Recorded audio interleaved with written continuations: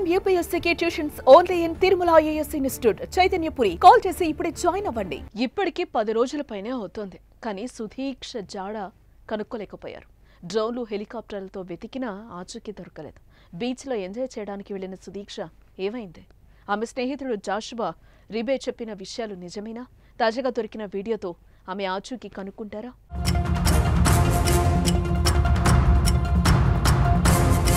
అమెరికాలో భారత సంతతి విద్యార్థిని సుధీక్ష ఆచూకీ ఇంకా లభించలేదు.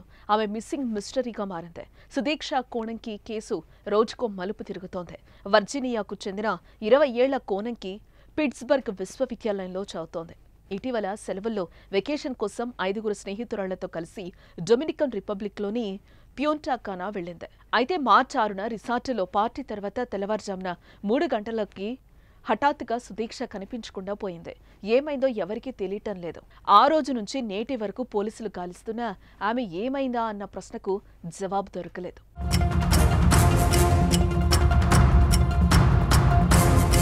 దర్యాప్తులో భాగంగా సీసీటీవీ ఫుటేజ్ పరిశీలించినప్పుడు ఆమె తెల్లవారుజామున 4:15 సమయంలో మిన్నెసోటాలోని సెయింట్ క్లౌడ్ స్టేట్ యూనివర్సిటీలో సీనియర్ స్టూడెంట్ అయిన 22 ఏళ్ల జాషువా రిబేతో కలిసి వెళ్తున్నట్లుగా రికార్డైంది.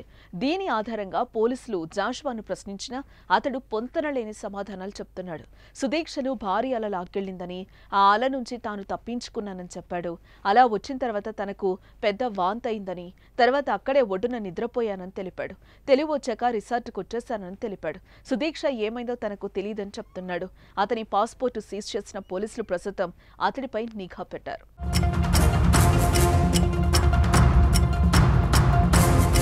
అయితే రీసెంట్గా బీచ్ వద్ద మట్టిలో కూరుకుపోయి కనిపించాయి. అవి అదృశ్యమైన రోజు సుధీక్ష ధరించిన దుస్తులుగా తెలుస్తోంది. ఆమె నీటిలోకి వెళ్లే ముందు వాటిని అక్కడ వదిలి ఉండొచ్చని పోలీసులు అనుమానిస్తున్నారు. చివరిసారిగా సుధీక్ష ధరించిన దుస్తులు ఇవేనని భావిస్తున్నారు. నిర్ధారణ కోసం ఫోరెన్సిక్ పరీక్షల కోసం పంపించారు. ఇదిలా ఉంటే సుధీక్షకు సంబంధించిన మరికొన్ని వీడియోలు దొరికినట్టు సమాచారం. ఇందులో ఆమె జాషువా కాకుండా మరో విద్యార్థితో కలిసి చాలాసేపు మాట్లాడినట్టు ఆ వీడియోలో కనిపిస్తున్నట్టు అక్కడి మీడియాలో కథనాలు వస్తున్నాయి. దీనిపై అధికారులు విచారణ చేస్తున్నారు.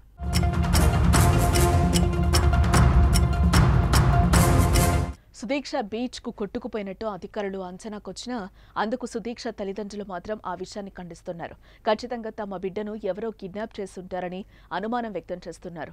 బీచ్లో కొట్టుకుపోయి ఉంటే ఈ పాటికి శవమై కొట్టుకొచ్చేదని అంటున్నారు. అలాగే తమ కుమార్తె ఎప్పుడూ వెంట ఫోన్ తీసుకెళ్తుందని, కానీ ఫోన్ వాలెట్ స్నేహితులకిచ్చి వెళ్లడంపై వారు అనుమానం వ్యక్తం చేస్తున్నారు. వారు అనుమానాల మేరకు డొమినికన్ పోలీసులు ఆ కోణంలో దర్యాప్తు సాగిస్తున్నారు. మొత్తానికి సుధీక్ష మిస్సింగ్ మిస్టరీగా మారింది.